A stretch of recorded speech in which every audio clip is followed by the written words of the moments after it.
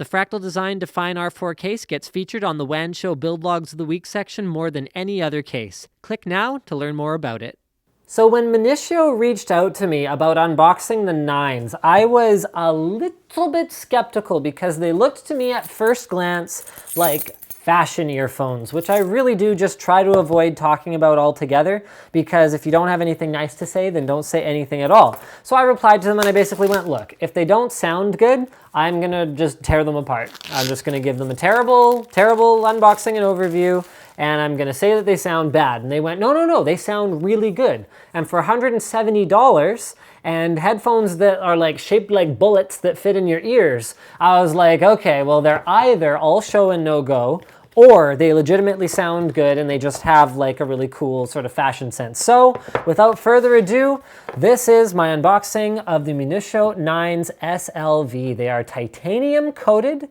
They are constructed out of solid copper. Okay, they have 3 different sizes of what they call hollow tips. So those are the silicone caps, silicone caps that go on top of them to fit in your ears. And they really do look like the housings of 9mm rounds sticking out of your ears, which is extremely cool. They're available in a variety of colors, which you can check out on their website. And I mean, okay, so here, there's a couple things. So because they're constructed from copper, they are quite heavy. So they actually come with 2 ear clips that look a little something like that. You've also got a little clip for the wire that's included in their nice little carry bag, which is actually quite stylish. Got a nice little orange accent in there. And then there's another pouch for putting, presumably, the actual headphones themselves, and it closes magnetically. I like that. Good design. Oh, look at that. The loop on it as well. All right, okay, I'm down for that. We've got a Munitio card that makes you feel premium, as well as a manual warranty. They have a 2-year warranty. Next up, we've got, yes, this is it. The earphones themselves. So they are made for iPod, made for iPad and iPhone, which means that the inline controls here, which are able to control voice, as well as volume up and down and track skipping by clicking multiple times, that's only going to work on iOS devices. Overall, the construction of them feels very solid, but this is what you'd expect from sort of fashion headphones as well. 24 karat gold plating on the connector, which will only matter if you unplug and plug them in like a billion times. Nice knurled finish on this connector right here though, like that. Lots of grip on it. And then their nice little branding there. They've got Kevlar reinforced braided cable, which is only important if you have cats that tend to chew up your earphones, which some of us do. So I'm not even going to make fun of them for that. It's like, yeah, we put Kevlar in it. Yeah, good. That's awesome. Thank you for that.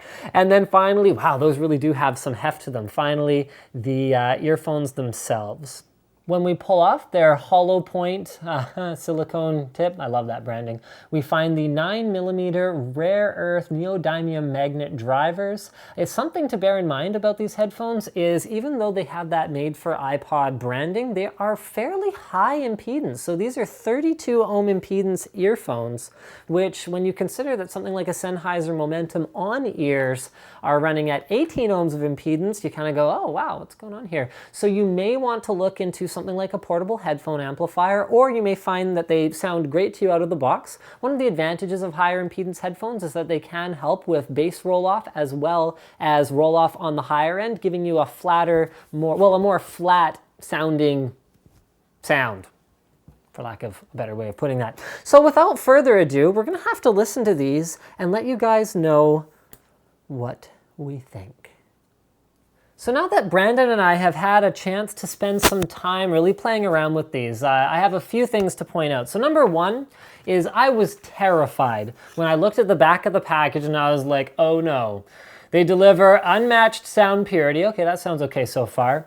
Tight, thundering, distortion-free bass. Okay, when the first thing they talk about is the bass, that's scary because a lot of the time that means, yeah, we couldn't figure out how to optimize the drivers and how to optimize the output. So we're just gonna be like, yeah, it's got lots of bass and it's loud and put big drivers on it.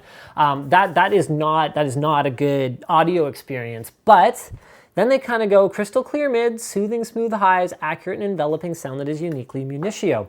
And they're actually right. So the first thing I noticed about them is that even though they look like fashion earphones and even though they are branded like fashion earphones, they're like bullets and stuff, the second I plugged them into my HTC One. So I'm using Apollo now, which dramatically improves the sound output compared to even PowerAmp, which has a great reputation.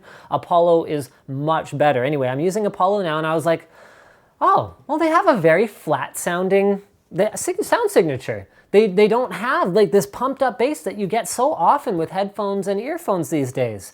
So I kind of went, oh, well, I wonder if they're even capable of really pumping out the bass. So then I fired up PowerAmp, which I'm really not that big of a fan of anymore, but it does have a built-in EQ.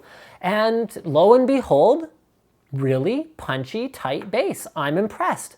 I'm really impressed. If I had one complaint about them, if I have, I'll list all my complaints about them because I do have a few complaints. Number one is that these ear clips are not really very useful for me. They don't even sit on my ear once you put the earphone into it, and they're made out of a hard plastic, so I really just didn't find them that useful. But the good news is, in spite of their weight, I really didn't have trouble keeping them in with the smallest tips, and they come with 3 different sizes of tips. My next complaint is that there is a little bit of sibilance that is at the very high end, when high frequency sounds can be a little bit harsh sounding to your ears. The way that you can compensate for that, though, if you do have a software EQ in your media player, is that you can take the very, very high frequency and turn it down a little bit. With that said, pretty much anything under several hundreds of dollars, you're going to experience a noticeable amount of that. So it's just a matter of your tolerance level. And it was really only detectable for me at very high volume levels. Speaking of volume levels, I was able to drive these up to higher than comfortable. I didn't actually make it to the maximum volume on my HTC One, so I wouldn't worry too much about the 32 ohm impedance unless you have extremely weak output on your phone or MP3 player or otherwise. And then the last thing that I wanted to talk about is the noise isolation. They don't have the best noise isolation ever, but it's weird because you end up in sort of the situation where I can put these in, and if I'm not listening to anything, I can hear myself quite clearly. I can hear my surroundings very clearly. Brandon was able to hear the embarrassing music I was listening to very clearly, but when I'm listening to them, they have a more closed sound to them. I don't know if it's the metal construction or if it's something else about the engineering of these earphones, but the sound signature sounds more closed, but they are actually not very noise isolating compared to the ones that I use more regularly, which are the SteelSeries Flux In-Ear Pros, where I'm using comply tips. So maybe it's not really an apples to apples comparison. And Brandon's frame of reference is, what are those again? Monster Turbine Pros. Monster Turbine Pros. So we're talking earbuds that retail for like $400 as opposed to these ones with $170 price point. So I think at the end of it all, the conclusion that we were both able to agree on is for $170, if you want something that sounds good and it doesn't look like garbage, you know what? Not a bad bet. So color me surprised and impressed. The Munitio Nines are not just fashion earphones. Good job, guys. Guys, don't forget to subscribe to Linus Tech Tips for more unboxings, reviews, and other computer videos. Like this video if you liked it. Dislike it if you disliked it. Leave a comment if you're as surprised as me that earbuds shaped like bullets aren't total garbage. And as always, check out the Linus Tech Tips forum for a great discussion about technology and all that cool stuff.